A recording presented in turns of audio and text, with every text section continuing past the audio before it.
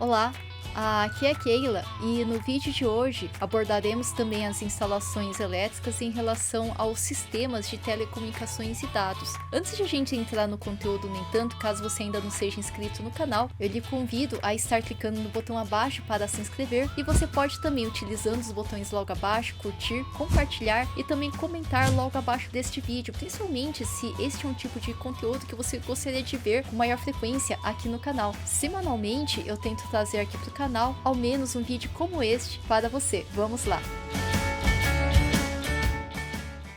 Iniciando aqui com sistemas de telefonia e telecomunicações, com a proliferação do trabalho remoto, aplicativos de comunicação, computadores, internet, serviços de streaming e de TV a cabo e as smart homes, a conectividade ganhou destaque nas obras, tornando-se um item indispensável em qualquer projeto. Aprovações de projetos de tubulações telefônicas referentes a edificações com 3 ou mais pavimentos e ou 6 ou mais pontos de internet ou telefônicos deverão ser submetidos à aprovação da concessionária local. Em tais casos, nenhuma tubulação telefônica deverá ser executada sem que seu projeto tenha sido aprovado. Com relação às entradas, é importante observar que a entrada e as tubulações de telefonia devem ser exclusivas, ou seja, independentes de outras instalações. Além disso, os fios telefônicos devem ser sempre tubulados e embutidos. Todas as modificações que o consultor precisar introduzir em um projeto de tubulação já aprovado necessitarão ser analisadas e aprovadas previamente pela concessionária. Com relação aos conduítes e eletrodutos utilizados nos sistemas de telefonias e dados, a entrada telefônica segue praticamente o mesmo critério da entrada de energia elétrica, ou seja, deve ser preservada uma distância mínima de 20 centímetros entre os conduítes de telefonia e os da eletricidade e os destinados a outros usos, como computadores, antena, TV, interfone e energia elétrica para evitar interferências eletromagnéticas, tanto no sentido de planta quanto no sentido vertical, sempre esse afastamento de, no mínimo, 20 centímetros entre esses diferentes condutores. A taxa de ocupação de um conduto não deve ser superior do que 40%. É igual à regra de quando passa mais de 3 fios dentro de um conduíte, dentro de um eletroduto. Quando é de fiação de tubulação de telefonia e dados, você pode ocupar no máximo 40%. O diâmetro nominal mínimo dos eletrodutos para as instalações de pontos de telecomunicações é de 32 milímetros para eletrodutos de PVC e 1 polegada 25 milímetros para eletrodutos de aço galvanizado. Para pontos individuais, incluindo um só telefone, admite-se eletroduto de diâmetro de 3/4, 25 milímetros, ou de PVC de 3/4, 20 milímetros em aço galvanizado. Se for PVC, 25 milímetros, se for aço galvanizado, pode ser de 20 milímetros quando é um único pontinho individual. Senão, ele vai seguir essa regra de no mínimo 32 para PVC e 25 milímetros para aço galvanizado. Com relação às eletrocalhas e leitos, leito é esse aqui aberto que parece uma escadinha, daí essas eletrocalhas deverão ser metálicas com proteção contra a corrosão, possuir resistência mínima à deformação do tipo C, com aba mínima de 75 milímetros, tampa de pressão confeccionadas em chapa lisa ou confeccionadas em chapa perfurada, conforme a exigência da norma vigente, que é a norma NBR 14.565. Deverão ter fixação no mínimo a cada 1,5 metro no mínimo e a cada mudança de direção. Vai fazer curvinha, vai fazer cruzeta, tem que ter suporte. Daí também, se tá num percurso retilíneo e vai ultrapassar 1,5 metro, vai ter que ter o suporte de fixação também. As conexões deverão ser todas elas sempre pré-fabricadas, não se admitindo a fabricação de conexões em obra. Furações e cortes feitos na obra deverão ser adequadamente protegidas contra a corrosão. Demais condutos, como por exemplo os dutos de piso, perfilados, canaletas do tipo rodapé, roda-banca, roda-teto, colunas, totens e etc., poderão ser utilizados respeitando as normas cabíveis, desde que sejam livres de componentes halógenos e propagantes de fumaças e gases tóxicos. Com relação a aterramento, massas como condutos DG e PTR. DG e PTR são siglas que são utilizadas na norma, mas são referentes à caixa de distribuição geral de telecomunicações. A distribuição geral de telecomunicações aparece como DG e o PTR seria ponto de terminação de rede. Então, tanto as ligações e também o aterramento dessas caixinhas de distribuição geral de telecomunicações e o ponto terminal da rede, e assim como todas as outras demais caixas, todas elas deverão ser conectadas ao SPDA apropriada à edificação, utilizando condutores apropriados em conformidade com a NBR 5419, a norma de SPDA, Sistema de Proteção contra Descargas Atmosféricas. Em caso da inexistência do SPDA, deve-se adotar sistema próprio de aterramento para essa DG, essa Caixa de Distribuição Geral de Telecomunicações, e também para o PTR, que seria o ponto de terminação de rede, que se tornará então referência de terra, de onde partirão os condutores de aterramento para as massas metálicas. Daí, em relação à instalação e posicionamento, em áreas comuns, em áreas de circulação e em áreas de concentração de público, os condutos devem ser totalmente imersos em material incombustível, enquanto que os condutos aparentes ou no interior de espaços de construção como postos de elevação ou shaft, forro falso, parede oca, piso elevado, devem ser metálicos ou não propagantes de chama, livres de halogênio e com baixa emissão de fumaça e gases tóxicos. O conduto deve ser compatível com a finalidade do empreendimento, residencial, comercial, industrial ou com o tipo da obra, se é uma obra construção nova ou se é reforma, estrutura também do empreendimento, se é de concreto, se é metálica, se é de madeira. Então a instalação ela tem a ver com o projeto que foi executado, que foi construído. E continuando, para a instalação dos condutos deverá ser observada a compatibilização sempre em relação à arquitetura, e na ocupação dos espaços deverá ser verificada também a compatibilidade com as demais instalações, a compatibilização com todas as outras demais instalações prediais, todas as outras disciplinas que compõem a construção. Devem ser projetadas caixas de passagem para limitar o comprimento dos condutos, e entre duas caixas de saída poderão existir no máximo duas curvas, preferencialmente não reversas, ou seja, se tem um sisteminha que ele está subindo numa direção, não pode ter uma curva virada para um lado e uma curvinha virada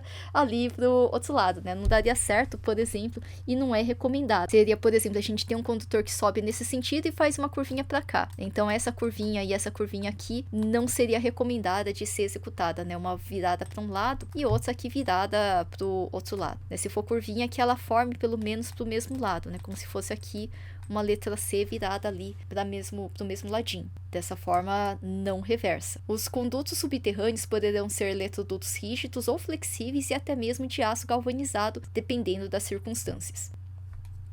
Agora, para a elaboração de projetos, o projeto em si é constituído dos documentos necessários para sua aprovação, ou seja, memorial descritivo do projeto, plantas de tubulação secundária, esquemático das tubulações primárias e de entrada, desenhos de detalhes e planta de localização do edifício. E ainda em relação aos projetos, aos desenhos das plantas, todas as plantas devem possuir simbologia padronizada conforme recomendações da ABNT e não devem conter detalhes ou desenhos de outras tubulações, a não ser no caso de linhas de dutos, onde são indicadas as estruturas alheias existentes na área onde será executado o projeto a nível de compatibilização. Ou seja, vai fazer uma planta de telefonia, mostre somente a telefonia e nada além disso, nem nenhum outro sistema, a não ser que seja relevante mostrar em relação à compatibilização desse projeto em relação a essa outra disciplina que compõe a edificação. Todas as plantas devem possuir legenda padronizada, aquela lá que fica no cantinho de baixo da prancha que apresenta o projeto, então esse carimbo que é colocado no canto inferior direito do desenho, e essa legenda deve indicar perfeitamente a empresa e o responsável técnico pela elaboração deste projeto. Em todos os desenhos deve ser deixado um espaço em branco logo acima da legenda, na largura dessa e na altura aproximada de pelo menos 15 centímetros. Esse espaço é destinado a receber o carimbo de aprovação e outras anotações a serem feitas pelas operadoras de telecomunicações. Então aqui, por exemplo, se isso aqui fosse o carimbo embaixo à direita do desenho, aqui para cima deveria ter um espacinho de no mínimo 15 centímetros. Tem gente que, até mesmo para garantir, já deixa todo esse espaço aqui vazio, para receber no máximo outras anotações em relação às operadoras que vão aprovar esse projeto de telecomunicações e dados. Então aí, por exemplo, aqui, isso aqui não poderia. Agora, para o projeto de infraestrutura em residências populares unifamiliares e também comerciais, o primeiro passo a ser seguido é determinar a localização das caixas de saída de número 0 e número 1. Número 0 e número 1 é o tamanho da caixa, essas caixinhas que tem o exemplo aqui do lado, e essa daqui é de CFTV, circuito fechado de TV, de televisores, e tem a versão quadradinha, é igual praticamente a caixinha de tomada, a 4x2 e a 4x4, só que daqui o material é ABS, ABS. A ABS é o mesmo material do filamento de algumas impressoras 3D, inclusive. E aqui a gente tem ela tanto na versão de ser colocada na parede, que são essas aqui, como também aquelas lá que podem ir no piso. Então ela tem diferentes tamanhos e em cada parte da residência, e é levado em consideração também o layout de distribuição dos mobiliários estabelecidos no projeto arquitetônico. De posse desse layout com a localização das caixas de saída, elas devem ser localizadas de acordo com os critérios considerados como sendo mínimos, que a gente vai ver aqui na sequência, que seria em relação ao ambiente. A gente tem algumas determinações. Quando for cozinha, no mínimo uma caixinha. A caixa de saída deve ser localizada na parede a 1 metro do piso acabado para interfonia, não devendo ser posicionada nos locais onde provavelmente serão instalados o fogão, a geladeira, o forno ou armários. Já o ponto para roteador é opcional. Deve ser previsto o ponto para roteador Wi-Fi de forma a garantir no máximo uma parede entre o mesmo e o possível usuário, ficando este ponto a 2,30 m do piso acabado. Sempre qualquer instalação em relação ao piso da arquitetura, né? O piso acabado, piso de revestimento. Agora, quando for sala de estar copa, no mínimo 2 caixas, uma na parede a 40 cm do piso acabado para voz e ou dados, e outra no local e altura indicado para a TV, conforme o layout. E no quarto, no mínimo também 2 caixas. As caixas devem estar localizadas na parede onde está posicionada a cabeceira da cama, e ao lado dessa a 40 cm do piso acabado, ao lado da cabeceira, e a outra em frente à cama, no local e altura indicado para a TV, que daí vai ser a caixinha da antena da TV. Quando se tratar da distribuição interna de caixas de saída em residências não populares, ou seja, casas e apartamentos que não são de interesse social e nem exatamente populares, de posse do layout e a localização das caixas de saída deve ser feita de acordo com os seguintes critérios considerados mínimos. Na sala de estar, no mínimo 2 caixas. Igual aconteceria, a gente já viu em slide anterior, até mesmo na popular, isso é o requisito mínimo. Uma parede a 40 cm do piso acabado deve conter a caixinha para voz e dados, e outra no local e altura indicado para a TV. Daí também, quando houver escritório, no mínimo 2 caixas. A caixa de saída deve estar localizada na parede onde será posicionada a mesa de trabalho, a 40 cm do piso acabado, e outra no local indicado como ponto para a TV. Na copa e sala de jantar, no mínimo 2 caixas, uma a 40 cm do piso acabado na parede para voz e dados, ou então próximo ao aparador ou balcão, e outra opção seria uma na altura e local indicada ali para a TV. Também quando a gente tem quartos, o mesmo critério 2 caixas, uma ali perto do piso acabado, perto da cabeceira, 40 cm do piso acabado, e outra onde vai ficar ali a TV. Na cozinha, no mínimo uma caixa também, daí deve ser localizada na parede, a 1 metro do piso acabado, para interfonia, não devendo ser localizada perto de fogão, geladeira, forno ou armários. Quando a gente tem churrasqueira, no mínimo deve ser colocada uma caixa. A caixa de saída deve ser posicionada na parede a 1 metro do piso, preferencialmente sobre a bancada da pia e abrigada das intempéries. E quando há salão de festa, mesmo critério, no mínimo uma caixa. A caixa de saída deve ser posicionada na copa a 1 metro do piso. E quando a gente tem o roteador, deve ser previsto ponto para roteador Wi-Fi de forma a garantir no máximo uma parede entre o mesmo e o possível usuário. Daí dessa forma, de preferência na parte de uma altura mais alta do que a parte alta da porta. Ou seja, a porta ela tem altura de mais ou menos 2,10, 2,30 vai ficar acima da parte da alturinha alta da porta. E outros cômodos devem sempre seguir o layout arquitetônico e prever caixas de saída nos locais indicados para a TV e para telefone fixo, que estejam indicados ou então na localização que for mais provável. Com relação à distribuição interna de caixas de saída em edifícios comerciais e especiais, preliminarmente deverá ser previsto com o cliente a finalidade do empreendimento a saber, daí a edificação de escritórios para uso do cliente ou terceiro sem definição de uso, quando a edificação comercial com fins específicos, clínicas e hospitais, prédios públicos ou autarquias, supermercado, lojas de varejo, farmácias, galpões industriais de oficinas e de almoxarifado. É que para as definições que não é escritório para cliente terceiro sem definição de uso, quando é B, C, D, E, F, essa alocação interna das caixas de saída deverá sempre seguir obrigatoriamente o layout de ocupação fornecido pelo cliente. No caso da ausência de layout, a solução é garantir maior flexibilidade e atender a quantidade de pontos mínimos. Daí, com relação aos condutos primários residenciais e comerciais, a alocação do ponto de terminação da rede, ou seja, o ponto de terminação de rede PTR, para o projeto dos condutos primários deve-se primeiramente determinar a localização do PTR da edificação, e esse ponto de terminação de rede, esse PTR, ele deve ser normalmente localizado no andar térreo, o mais próximo possível do alinhamento predial, em áreas comuns, à exceção quando for posicionado na sala de equipamentos, em áreas internas e cobertas do edifício, nível superior ao da rua, se possível nos casos de entrada subterrânea, evitando deste modo o escoamento de água pluvial da caixa subterrânea de entrada, e observar os comprimentos máximos da tubulação. Daí, com relação aos condutos primários residenciais e comerciais, o PTR, ele não pode ser localizado jamais em áreas que dificultam acesso à mesma, como dos de depósito, almoxarifado e lixeira, embutidas em paredes à prova de fogo. Se a prova de fogo, a parede deve ser estanque e não pode ter uma perfuração para colocar uma caixinha dessas. Em locais sujeitos à umidade, em escadas também, o PTR ele não pode ser alocado ali. Em campos ou conjuntos habitacionais, casas agrupadas, onde a rede de concessionária está localizada na rua de acesso externo ao conjunto, o PTR, nesses casos, também tem a função de caixa de distribuição geral de comunicações. Ela tem a função de DG e pode ser instalado na área externa, porém deve também estar abrigada do tempo. Quando isso não for possível, deve prever uma cobertura.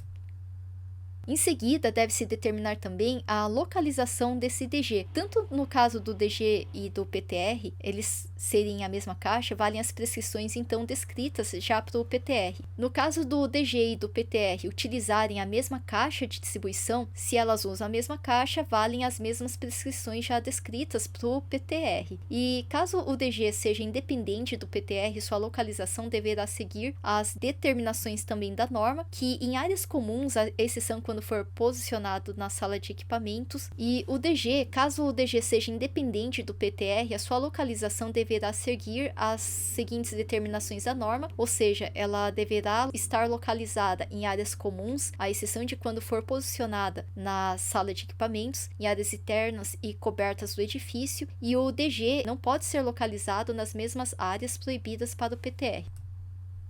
Com relação à planta baixa de telecomunicações, as plantas de todos os pavimentos, na escala 1:50, com tubulação de telecomunicações, como subsolos, térreos, sobrelojas, mezaninos, andares tipos, casa do zelador, cobertura, todos os andares que contenham, todas elas devem ter planta na escala 1:50 e os desenhos devem indicar na planta a designação de todos os cômodos, os nomes desses ambientes, o trajeto e dimensionamento da tubulação secundária, trajeto e dimensionamento da tubulação primária do andar, localização e dimensionamento das caixas de saída, caixas de passagem e D e U, a localização das caixas de distribuição e das caixas de passagem, da caixa de distribuição geral ou sala de entrada de telecomunicações, da prumada ou poço de elevação e dos armários de telecomunicações, tubulação, cordoalha, hastes e caixa do sistema de aterramento, trajeto e dimensionamento da tubulação de entrada, localização e dimensionamento da caixa subterrânea de entrada, localização do poste de acesso, especificação do andar, se é primeiro andar, segundo andar, e também da escala adotada neste desenho, escala recomendada inclusive de 1:50.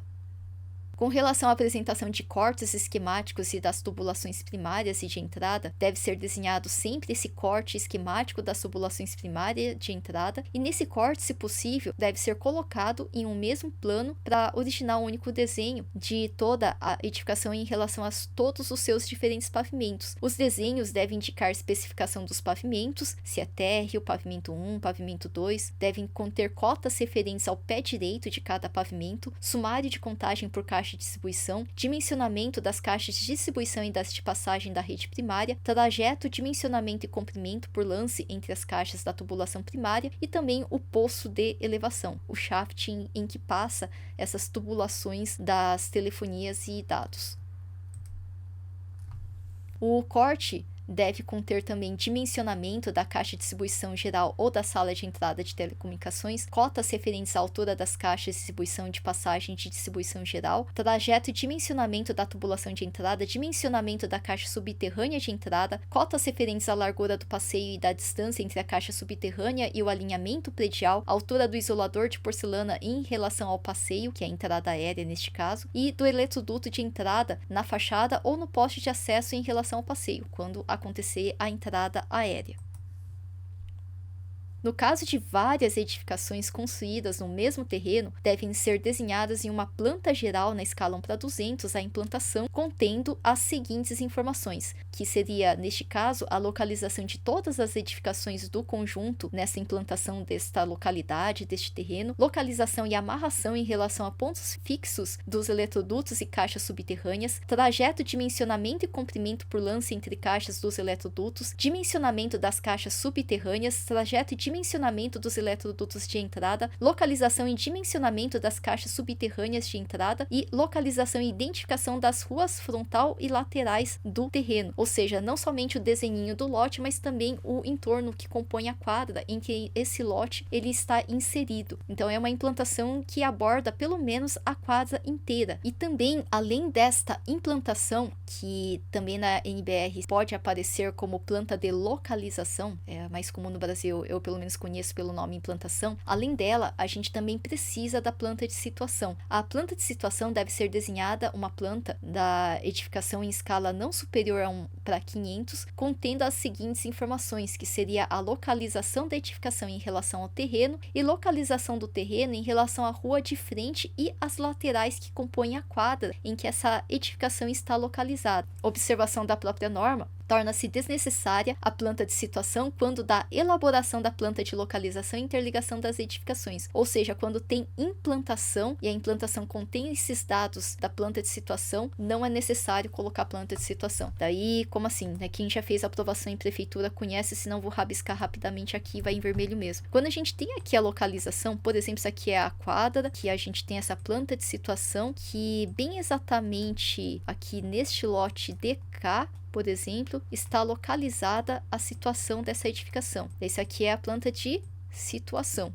Agora, se na implantação, a implantação que podia mostrar só aqui a casinha, aqui dentro desse lotezinho, isso aqui podia ser a implantação que também é chamada de planta de localização. Se a planta de localização, que também é chamada de implantação, ela abordar pelo menos essa rua 1 aqui e essa rua 2 de cá, e mostrar essa rua 3 aqui, minimamente, daí não precisa mostrar a situação se a planta de implantação de localização já mostra essa mesma informação que está enquadrada aqui. Então, dependendo se a implantação, que aqui eu risquei em azulzinho, mostra a mesma coisa que a planta de situação, daí não precisaria de planta de situação. Agora, se o lotezinho está mostrado igual aqui, né, só tem aqui o lotezinho, a ruinha, e aqui tem o terreno, e a edificação está bem aqui, só isso foi aqui a planta de implantação, de localização. Se foi só isso, então neste caso a gente vai ter que ter a situação acontecendo. Essa daqui que mostra os arruamentos que delimitam a quadra em que esse lote acontece com a edificação que vai receber este projeto. Daí, em relação aos desenhos de detalhes, devem ser elaborados desenhos, se possível, em uma prancha em separado, contendo os seguintes detalhes. Primeiro, a caixa subterrânea de entrada, mostrando a entrada de linha de dutos, ganchos de puxamento, parafusos chumbadores e cotas. E quando a entrada for aérea, detalhe que mostre poste de acesso, altura de fixação do isolador de porcelana e do eletroduto no poste e na fachada da edificação, espaçamento da rede de energia elétrica e cotas também. E seguindo aqui na parte dos desenhos de detalhe, é necessário também apresentar um detalhe em corte da sala de distribuidor geral, contendo tubulação de entrada interna e a parede onde será localizada a prancha de madeira. E também detalhe consultivo do poço de elevação, mostrando dimensões, localização e dimensão da prancha de madeira, localização dos dutos e aberturas na laje, localização dos degraus para amarração dos cabos, detalhe deste degrau, layout das salas de equipamento de telecomunicações com as devidas cotas e corte esquemático das dependências onde podem ser construídos mezaninos com a localização das caixas de saídas e de tubulação de comunicação e dados. E seguindo aqui aos diversos outros pontos que devem ser abordados no projeto de telefonia, dados e comunicações, o projeto ele também deve conter a simbologia padronizada. Inclusive é interessante sempre apresentar junto com a planta um quadro de simbologia que ela vai ser adotada junto com a apresentação da planta, do projeto, do corte, para inclusive comprovar que é simbologia padronizada pela norma ou pela IEC que está sendo empregada. Notas orientadas para a execução do projeto devem ser incluídas também, tais como instalar buchas e arruelas na ponta dos eletrodutos, exceto naqueles que terminam em caixas de saída, instalar arames guia de ferro galvanizado nos eletrodutos, caixas de distribuição providas de portas com fechadura, abertura para ventilação, fundo de madeira com 2 cm de espessura mínima e pintura interna na cor cinza tubulações a grafite. Lances de tubulação entre caixas não deverão conter mais de 2 curvas, evitando-se também, sempre que possível, curvas reversas, uma para um lado, outra para o outro lado. Sempre que possível, também, usar curvas padrão comercial e jamais joelho, senão você não consegue passar o passa-fio. Daí a curva ela é mais aberta, o joelho de hidráulica, por exemplo, não serviria. Os eletrodutos utilizados deverão ser de PVC rígido, rosqueável ou soldável, ponta e bolsa, ou então de ferro galvanizado para essa finalidade, que é a de dados e telefonia. E eletrodutos não cotados no projeto são de 25 mm de diâmetro, sempre. Se não for, é bom especificar. Memorial descritivo no projeto de tubulação de telecomunicações, que deve ser apresentado junto com o projeto, é um documento que será utilizado pelas operadoras de telecomunicação para os estudos de previsão de demanda de telecomunicação e para o dimensionamento da rede externa que atenderá à edificação. O memorial descritivo deve ser dividido em partes conforme o modelo apresentado pela própria norma. Esse modelo de memorial descritivo de rede de telecomunicações, ela começa pelos dados básicos, nome da edificação, endereço, proprietário, consultor, previsão de início e término da obra e observações relevantes. Deve conter também informações estatísticas, como a tipologia da edificação, se é residencial, comercial, também o número de pavimentos, número de lojistas, salas, área útil da edificação, número total de pontos previstos para voz, dados e imagem para a edificação. Outra entrada do memorial descritivo de telecomunicações são as informações especiais, se há previsão de instalação de CPCT. O CPCT são as centrais privadas de comutação telefônica, que nada mais é que um terminal de usuário que pode estar interligado ou não a uma central de comutação do Sistema Público de Telefonia RTPC, a Rede de Telefonia Pública Comutada. Se é comutado, daí tem que ser anotado, se não, daí é só marcar que não. O número de troncos também de distribuição, o entroncamento digital analógico, o número de ramais internos, se há previsão de instalação de serviços especiais de imagem ou de automação, circuito interno de vídeo, TV a cabo, controles ambientais, ar-condicionado e de ventilação, console de acesso, console de iluminação, sensores de fumaça, sistema de segurança, sonorização, se tiver, deve ser especificado. E outras informações e observações relevantes a essas informações especiais desse projeto. É necessário no memorial apontar também o responsável técnico pelo projeto, o nome do responsável, o título profissional, número de registro da entidade de classe, endereço completo, telefone, fax de contato, e-mail, nome da empresa, quando não for autônomo, assinatura e local e data. E adicionei aqui também tabelas que podem ser utilizadas tanto com relação à previsão dos pontos e também em relação ao próprio desenvolvimento do projeto de telefonia, voz, dados, TV e comunicações. Então, a gente tem aqui tabelas que eu trouxe, inclusive, do Manual Técnico de Redes e Telecomunicações e Edificações da Sinduscon de Minas Gerais. É um manual ricamente ilustrado, bem recheado de tabelas, extremamente didático, que eu acho interessante, inclusive, e que eu recomendo a leitura. Mas eu trouxe aqui as principais tabelas com fundo branco, inclusive, para ficar mais fácil de printar, se você preferir dessa forma. Mas essa primeira tabela aqui, ela é importante porque ela representa o número de pontos mínimos de voz, dados e TV por tipo de categoria de edificação. Prioritariamente deve ser considerado sempre a demanda conforme estabelecido em projeto. Portanto, por exemplo, quando é residência, apartamento, popular, daí pode ser considerado pelo menos um ponto de voz, um ponto de TV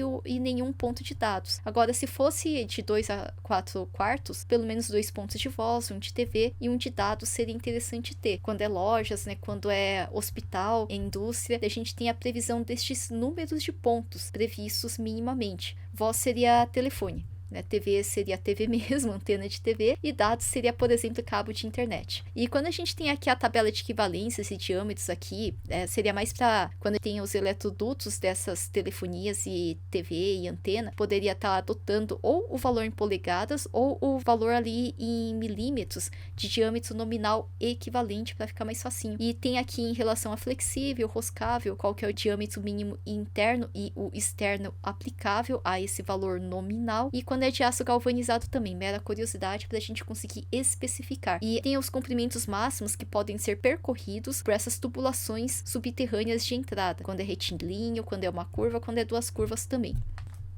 Tem tabela aqui também em relação ao número de pontos de telecomunicações acumulados na caixa. Podem chegar na caixa até 14 pontos. Então, tem essas dimensões que são recomendadas quando é DG-PTR, quando é somente CD ou quando é só CP. Se é a caixa de distribuição geral, se é de distribuição primária ou é só de passagem mesmo. E tem os pontos de telecomunicações e edificação, que tem a previsão de tipologia de caixa que deve ser adotada. Elas são comercializadas, essas tipologias, que podem ser compradas e adotadas de acordo com os pontos de telecomunicações e edificação. E a gente tem o dimensionamento das caixas subterrâneas também, e a altura máxima da ferragem em relação ao passeio também especificado e tabelado. Tem também o meio de transmissão, qual que é o cabo utilizado para telefonia, para dados, internet, para imagem também, inclusive automação da edificação. E a gente tem também o tipo de aplicação e o tipo de cabo que é recomendado. Tem também o número de pontos de telecomunicações acumuladas dentro do condutor e o diâmetro desse condutor eletroduto que deve ser adotado. Daí quando a gente tem um monte de cabos de dados ou de telefonia ou de TV passando por um mesmo eletroduto, se ultrapassar 213 pontos, neste caso é recomendado utilizar uma eletrocalha ao invés de usar um conduíte, senão não teria nem como, ele já ficaria maior